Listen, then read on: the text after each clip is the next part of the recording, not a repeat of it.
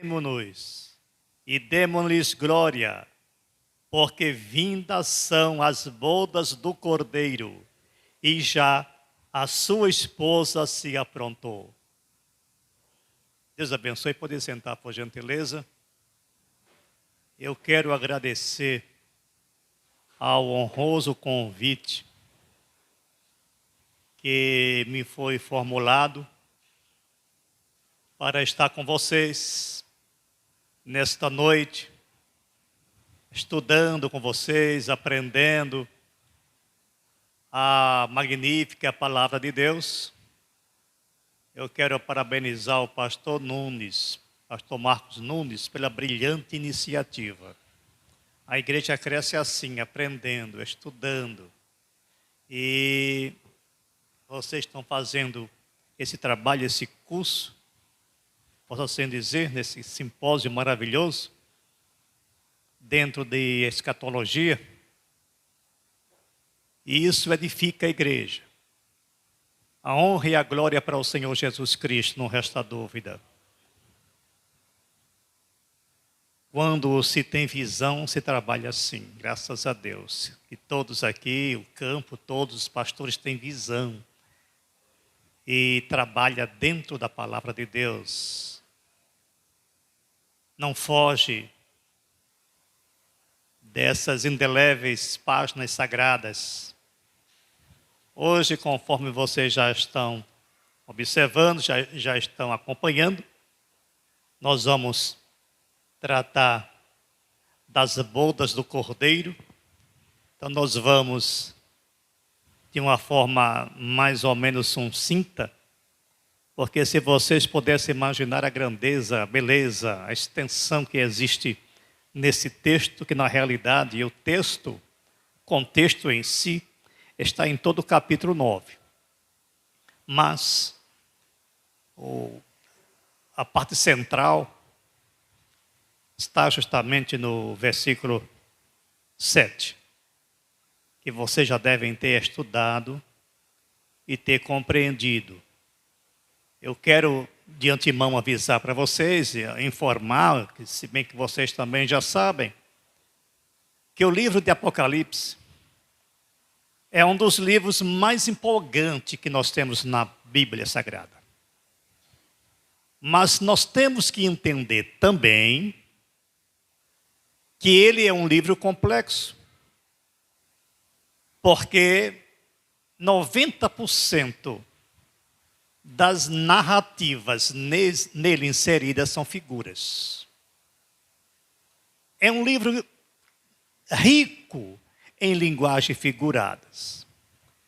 Então é preciso que o estudioso das Escrituras esteja atento aos pormenores, seja um grande observador de detalhes, porque também a palavra de Deus é riquíssima, porque cada detalhe, cada palavra é importante. Cada palavra na Bíblia é fundamental. Aqui não se perde nada. Tudo se aproveita. E quando nós falamos em bodas do Cordeiro, vocês já sabem que bodas é uma festa de casamento. Agora vamos analisar por que esta bodas do Cordeiro tratado em Apocalipse. Que na realidade, para a gente entender melhor o que diz o versículo 7 do capítulo 19, precisamos entender, à luz da cultura judaica, o que é um casamento, ou o que era um casamento. Porque João, ele retratou, quando estava na ilha de Patmos, e recebeu essa revelação, ele era judeu, e ele conhecia justamente, e sabia como era o ritual de um casamento judaico. O Senhor Jesus, ele também mostrou em Mateus capítulo 25, depois vocês vão observar, um dos trechos de um rito do casamento judaico. A outra coisa que eu quero observar é que quando aqui na Bíblia fala de esposa e de noiva, praticamente é a mesma coisa. A mesma coisa porque, conforme a cultura judaica, lá não existia namoro, e esse sistema de noivado no mundo ocidental lá não existia. Então, o noivado lá era como se fosse um contrato, tinha uma força de casamento em si, só não era concretizada, mas era um contrato aonde a noiva se comprometia com o noivo, com aquele rapaz. Então, para entender a narrativa bíblica de bodas, de casamento, a gente tem que olhar dentro da ótica da cultura judaica, senão a gente vai pensar que é um casamento à semelhança da cultura ocidental no nosso século, aí vai ficar totalmente desconcertado, perdido, porque não se encaixa as coisas se a gente trabalhar a ótica do nosso casamento. As bodas do Cordeiro, como fala aqui no livro de Apocalipse, é uma figura do relacionamento do Senhor Jesus com a sua igreja. Agora vamos entender como é que funcionava o casamento naquela época. A noiva, ela era prometida ao noivo. Em alguns momentos, desde a sua infância, da adolescência, a menina, ela já crescia comprometida com alguém. Os pais é quem tratava desse assunto geralmente. E quando o casamento, ou melhor, o contrato, ou noivado ia se realizar, o noivo, ele se dirigia à casa da noiva com um grupo de amigos e, chegando lá, a certa distância, um amigo do noivo, observa bem como vai se parecer com a igreja, o amigo do noivo avisava, gritava que o noivo estava vindo, para que ela se aprontasse. Observa a exclamação lá em Mateus 25, aí vem o noivo. Quem é que gritou? Não foi o noivo, não. A voz de arcanjo. O amigo do noivo. Um arcanjo gritou. Então, quando acontecia isso, ou seja, o noivo se aproximava da moça comprometida, porque antes do contrato desse evento, quando a noiva era entregue para o noivo, uma cerimônia de uma espécie de um contrato, o noivo se sentava à mesa com os pais, com os convidados, com a noiva, e partia o pão. Observa bem isso.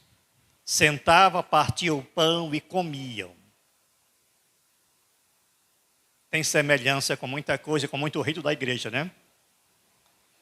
O próprio noivo, esse partir de pão, que é uma cultura judaica, que nós celebramos ainda hoje na ceia como um memorial, era justamente uma declaração de que as duas famílias estavam unidas E ali estava o símbolo, o rito de uma comunhão dessas duas famílias, da noiva e o noivo, a noiva e família do noivo. Depois desse rito é que o noivo se retirava. A noiva ficava se preparando, se vestindo. Eu, na linguagem nossa aqui, ia se preparando para a festa de casamento, ia fazendo o seu enxoval, para ser mais claro. Mas quando o noivo se retirava, ele não dizia quando voltava, porque também ele ia se preparar. Ele ia construir a casa deles, que geralmente era perto da casa dos pais, porque na cultura judaica a família vivia em comunidade. Vocês já estão lembrados de um texto que o Senhor Jesus Cristo falou? Vou preparar-vos lugar. Na casa do meu pai tem muitas moradas. Veja como se assemelha a uma cerimônia de noivado. O rapaz se retirava, ia para a casa dos pais, ia preparar a nova morada dele com a sua esposa, enquanto a noiva ficava se aprontando, preparando o enxoval. Aí a gente vê aqui no versículo 8, que diz, foi-lhe dado que se vestisse de linho fino, puro e resplandecente, porque o linho fino são a justiça do santo. Como ela não sabia quando o noivo ia voltar, ela estava preparada, sempre atenta, vigiar e orar, não é isso? A igreja precisa também ter esse comportamento, a noiva do Cordeiro, ela precisa estar sempre preparada, vestida, com enxoval preparado para o dia das bodas. Vocês já estudaram sobre o arrebatamento, como é que vai acontecer. Então, no dia justamente do enlace, é que o noivo voltava e de longe avisava que estava chegando. A voz do amigo bradava. Mas como a noiva já estava com tudo preparado, esperando, ela só se vestia e colocava o véu. Ia de encontro ao noivo. Grava bem isso. A noiva ia de encontro ao noivo. O noivo nem chegava na casa da noiva, ela encontrava com ele no caminho. Veja como se parece com a igreja. O Senhor Jesus, na sua segunda vinda, que a gente diz que, numa linguagem bem comum, que o Senhor Jesus vem buscar a igreja, mas que na realidade a igreja é quem vai ao encontro dele. Ele não chega na terra, a trombeta, a voz de arcanjo grita nas alturas, e só quem vai ouvir é quem tem ouvidos espirituais, e tem ouvidos espirituais aqueles que nasceram de novo, esses têm percepção espiritual. Então, o rito judaico consistia dessa forma. O noivo se encontrava com a noiva e, em seguida, ele a conduzia até a casa do seu pai. Era ali que ia se realizar a festa. É essa que nós chamamos de a festa das bodas do Cordeiro. A grande festa na casa do pai.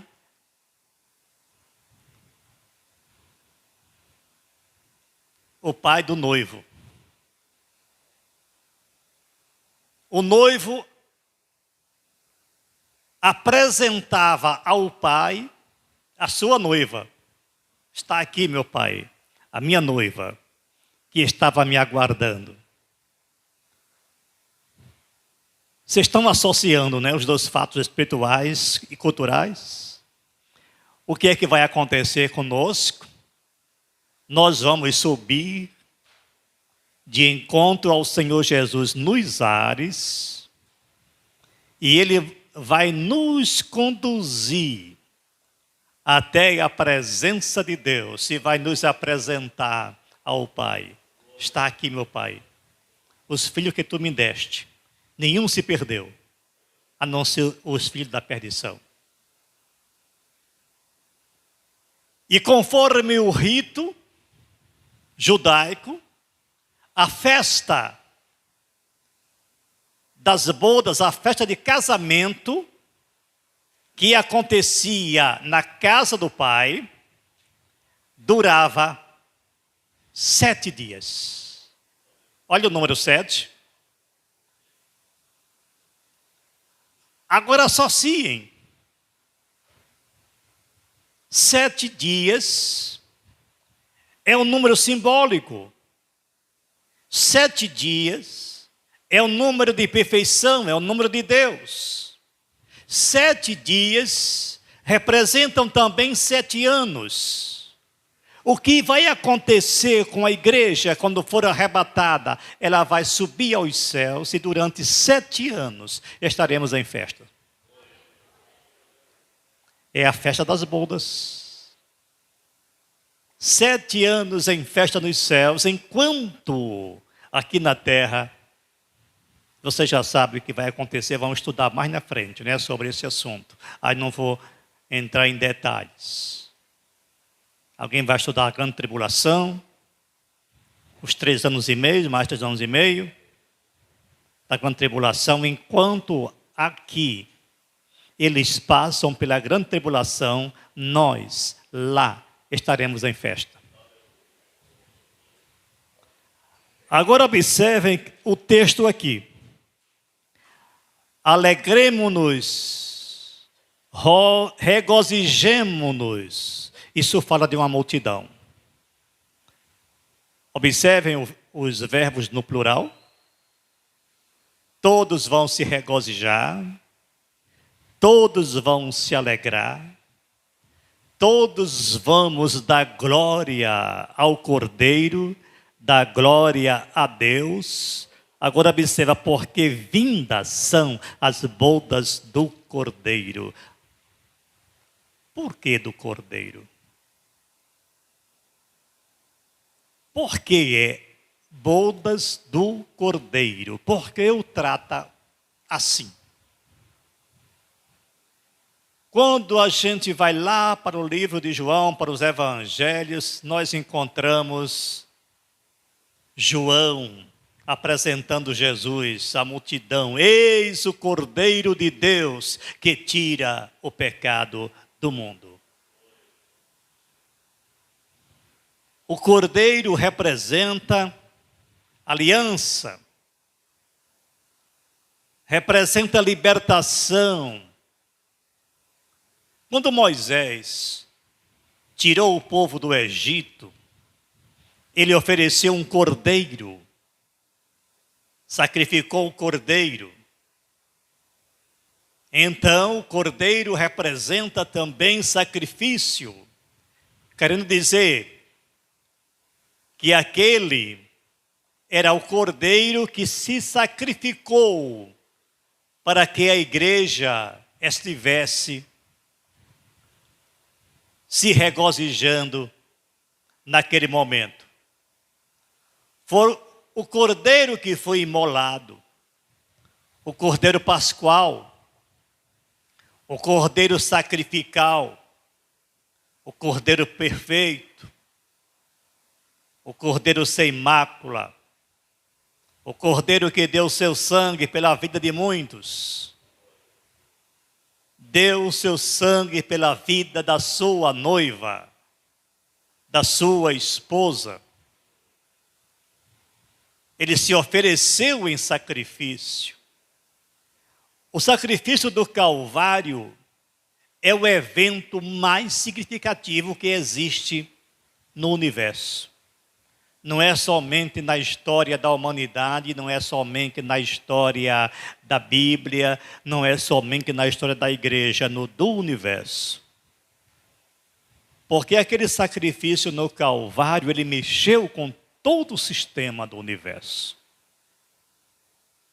A gente observa isso quando o Senhor Jesus entregou o seu Espírito e houve um terremoto. Houve trevas, sepulcros se abriram, o véu do templo se rasgou de alto a baixo. Cada episódio desse tinha um significado. Nada acontece em vão no plano espiritual, na Bíblia. Tudo tem um propósito, tudo tem um fim, tudo tem uma mensagem. Deus estava transmitindo uma mensagem para a humanidade, para o universo. A primeira mensagem é que houve uma mudança no cosmos, com o abalo sísmico. Depois, uma liberdade de todos os filhos, onde o cordeiro que se sacrificou estava libertando toda a humanidade que estava presa, que estava retida, que estava condenada. Então ele rompeu esses grilhões, permitindo que toda a humanidade tivesse acesso a Deus. Porque antes existia um véu que separava a humanidade de Deus. O ser humano de Deus estava separado literalmente, lá no templo. Aí o que aconteceu? O Senhor Jesus modificou isso.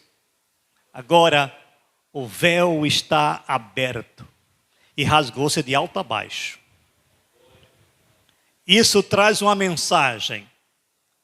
Quando uma coisa acontece de cima para baixo, é Deus realizando o evento. De baixo para cima é o homem, de cima para baixo é Deus. Então Deus separou este episódio, esse princípio que impedia do ser humano ter aquele diálogo com Deus, aquela conversa, aquele acesso a Deus. E isso será feito através do sumo sacerdote, uma vez por ano. E agora Deus disse: olha, vocês podem entrar aqui à vontade, a casa é sua, vocês são meu filho, porque o cordeiro se sacrificou para que você pudesse chegar até mim. É esse cordeiro que aparece aqui em Apocalipse. É o cordeiro que João apresentou, o cordeiro de Deus, que tira o pecado do mundo.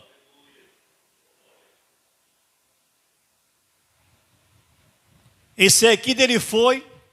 Agora vocês observam o Senhor Jesus Cristo quando ele reuniu os discípulos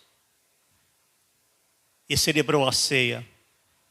Vocês estão lembrados do que eu falei logo no início? O que é que o noivo fazia quando ia?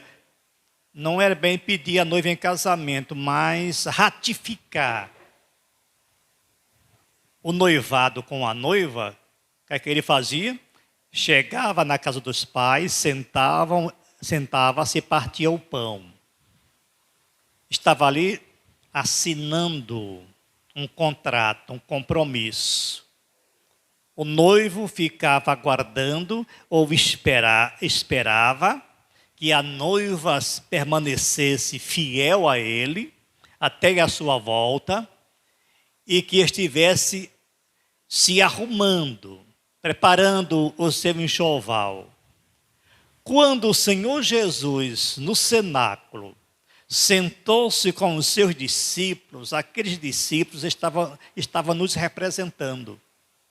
E naquele momento, o Senhor Jesus estava celebrando uma aliança de noivado. com a sua igreja. O Senhor Jesus estava com aquele ato, assinando um contrato de noivado com a sua igreja. Foi por isso que ele disse: nunca mais beberei do fruto da vide, até que convosco faça no reino do meu Pai. Mateus 26.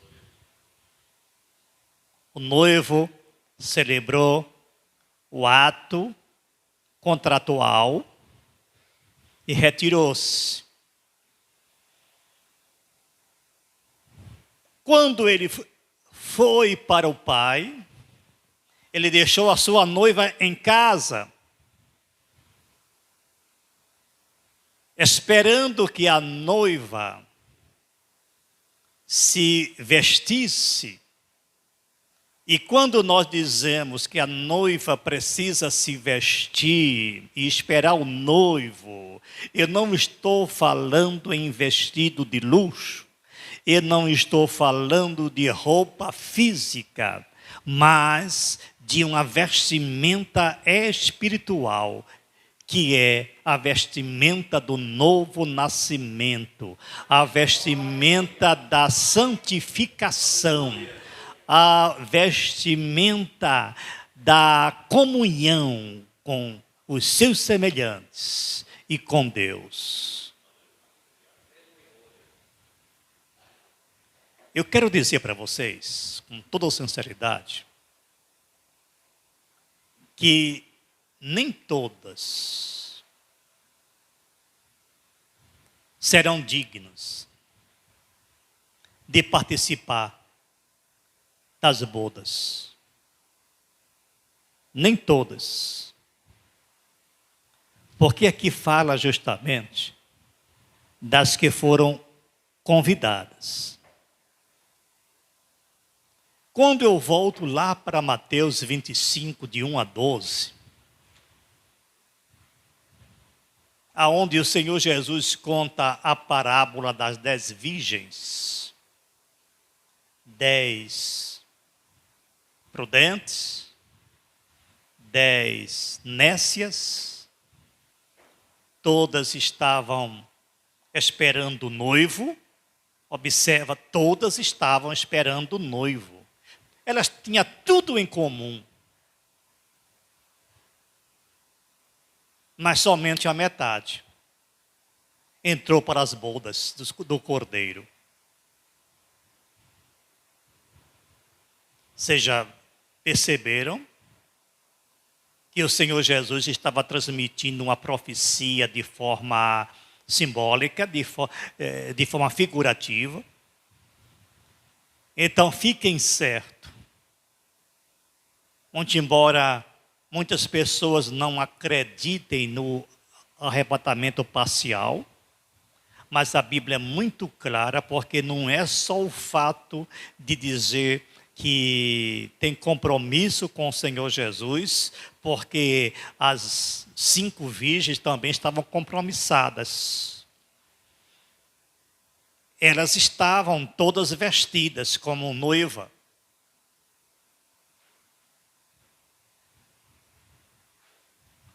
É por isso que o apóstolo Paulo ensina: enchei-vos do Espírito. Isso é o azeite na lamparina.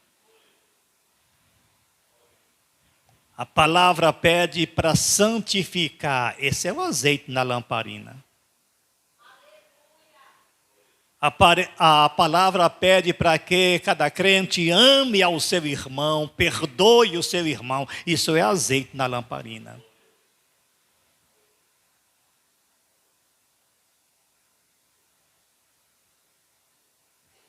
Entrar para as bodas, é preciso que o noivo encontre a noiva fiel, bem vestida, impecável,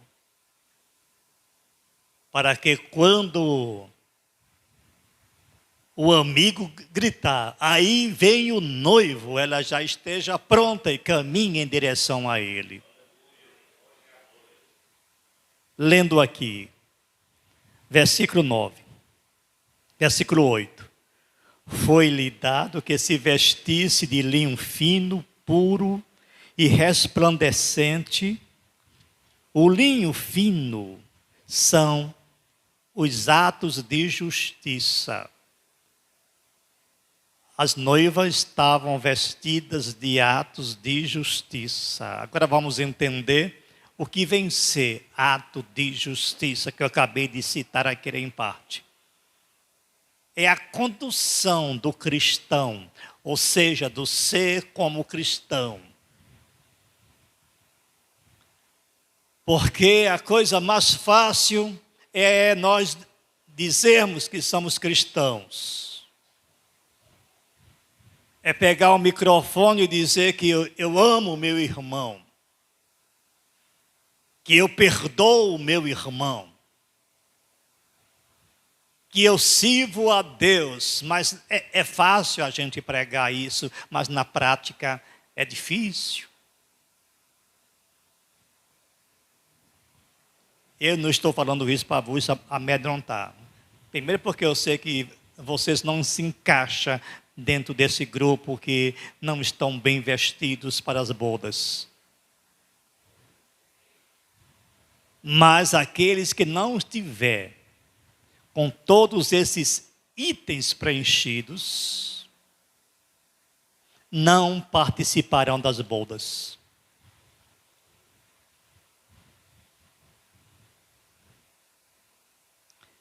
E disse-me, escreve, bem-aventurados aqueles que são chamados à ceia das bodas do Cordeiro. São felizes os que são chamados, que nem todos serão chamados. E disse-me, estas são as verdadeiras palavras de Deus.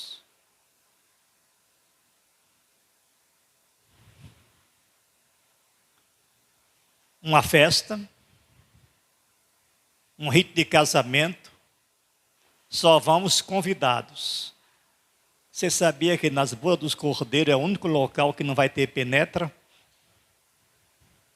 Só entra justamente aqueles que têm as credenciais de filho, de noivo, aquele que ia mostrar o contrato de noivado. O apóstolo Paulo, quando escreveu aos Efésios, ele falou que nós somos selados pelo Espírito Santo da promessa. Esse selo é uma marca. E não é um selo físico, não. É um selo espiritual.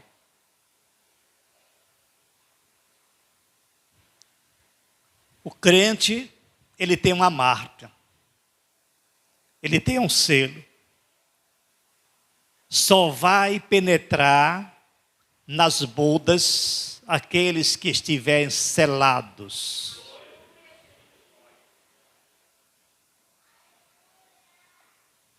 Porque crente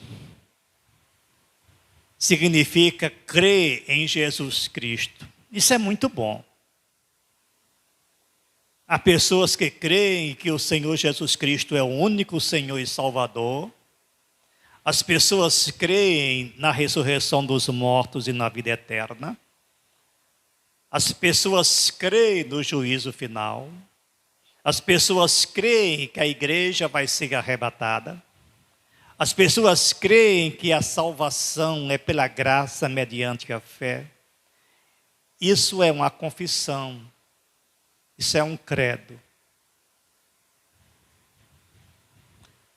Mas você não se choque se eu disser que os demônios também sabem disso.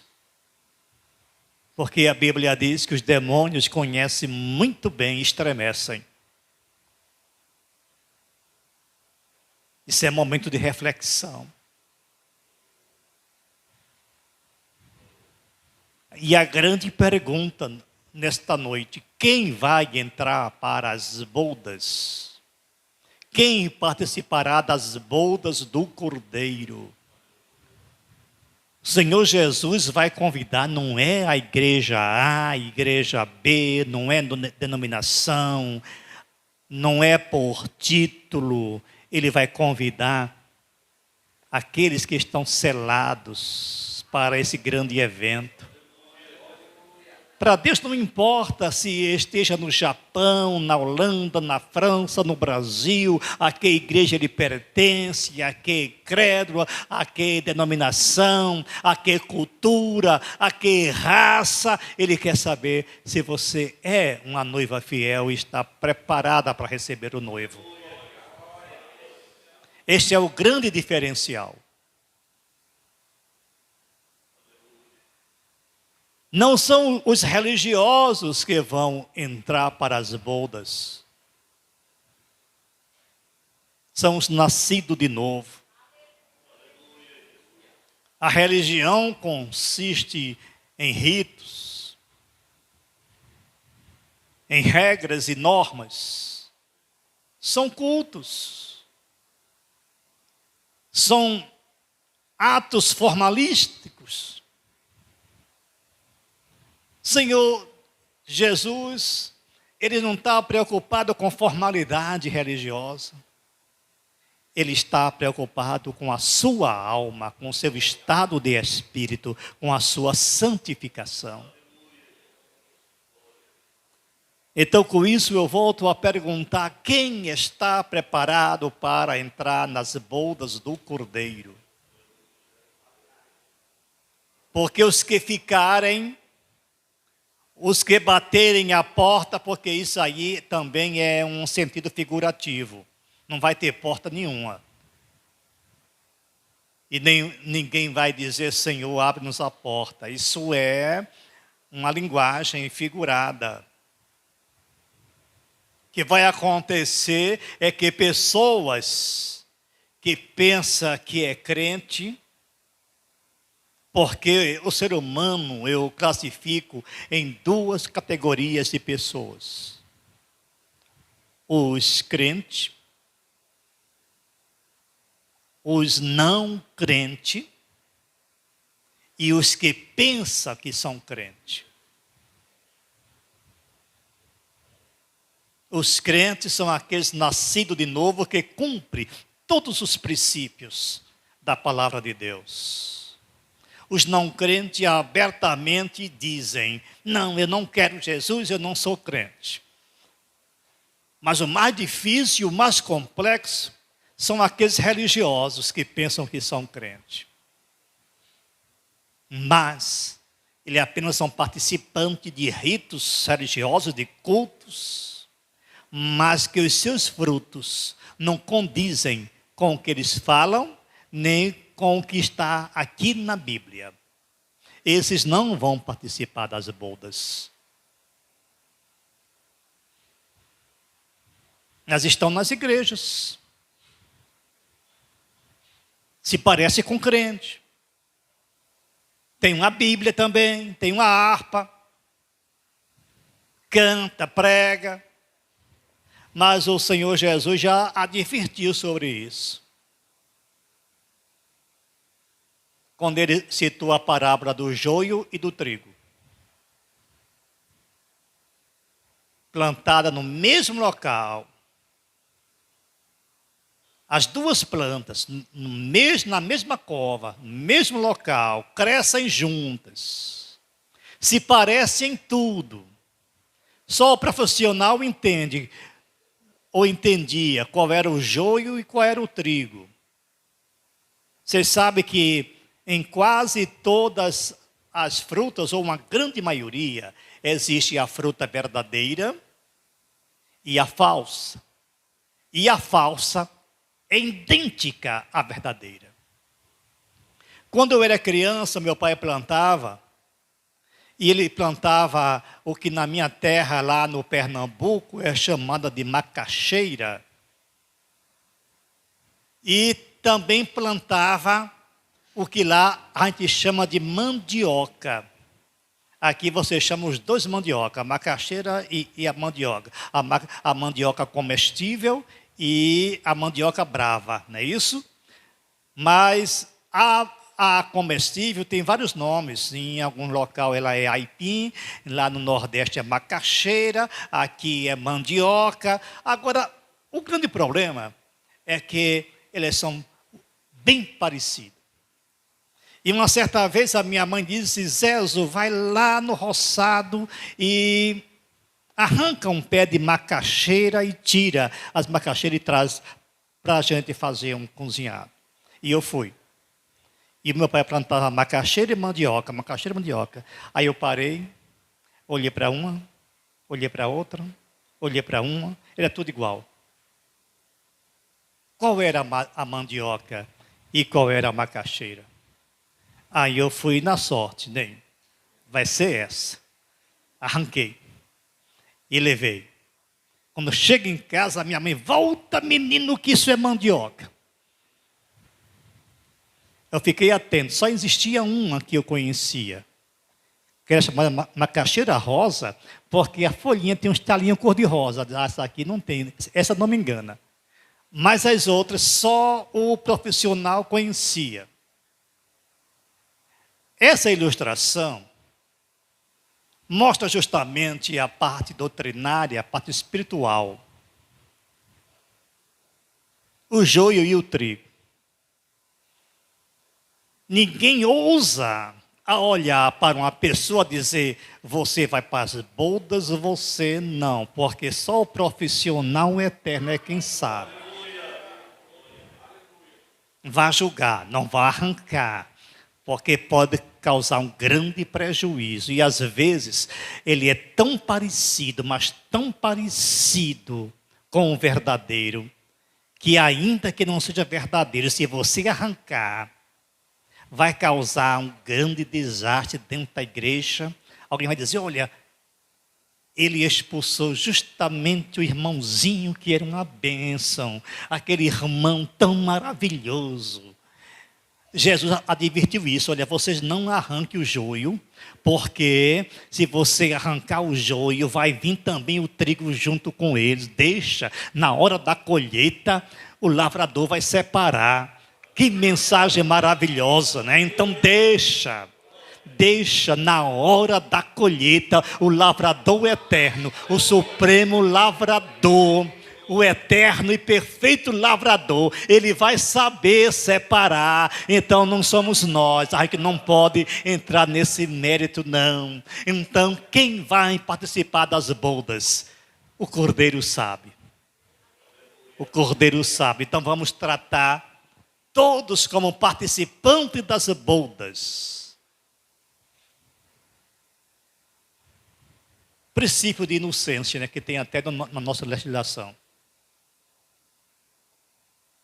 Presunção de inocência. A justiça acha que todo mundo é inocente, até que prova o contrário.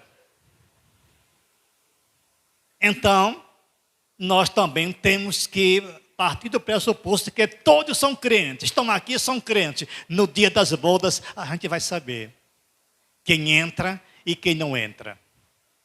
Então, amados, o que nós podemos entender é que essa grande festa, essa festa de casamento, o casamento da igreja com o noivo eterno e perfeito, vai se dar em um dia e hora que nós não sabemos quando é que ele volta. Porque ele mesmo disse: olha, ninguém sabe, nem o dia, nem a hora, nem o Filho, somente o Pai.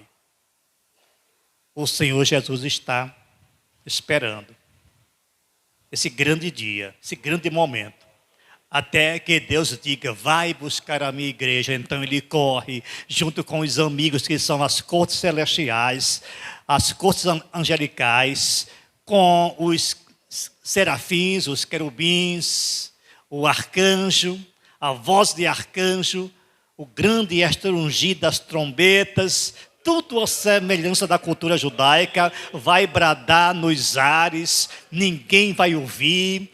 Creiam ou não creem, porque tem aqueles que dizem que esse arrebatamento não vai existir, outros dizem que não vai ser secreto, todos vão ver Jesus nos ares, porque eles confundem a segunda etapa da segunda vinda, quando eles virão em glória, junto com a igreja, aí faz uma confusãozinha com isso, mas a Bíblia está muito clara para aqueles que pesquisam, para aqueles que têm uma ótica espiritual, ele vai entender muito bem que não é bem assim. O Senhor Jesus, ele não vem, a igreja é quem vai no arrebatamento. Então, nesse grande dia, nós vamos somente ouvir chamar o nosso nome.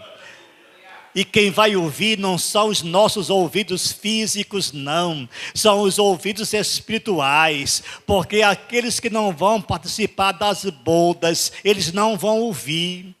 Ele só vai ver um grupo desaparecer. Então nós vamos ingressar além, muito além do sol, num local em que a nossa mente nem pode alcançar ou entender. É ali que ele vai nos recepcionar.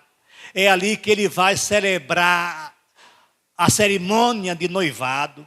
E depois ele vai nos conduzir a Deus, apresentando toda a sua igreja às cortes celestiais. Ele vai promover uma grande festa, a sublime festa.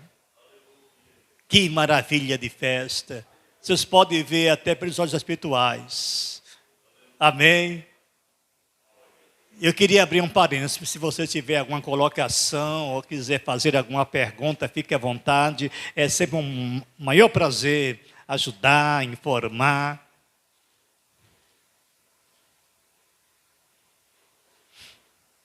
Uma reflexão para Mateus 25, de 1 a 12. Quer perguntar aí? Qualquer um dos irmãos que tiverem alguma dúvida, é o momento de esclarecer. O mestre está conosco, o pastor Alexandrino. Qualquer um dos irmãos que tiverem alguma dúvida. Pastor, parece que foi muito bem explanado, o pessoal está tudo... Ou não entenderam muito bem, também.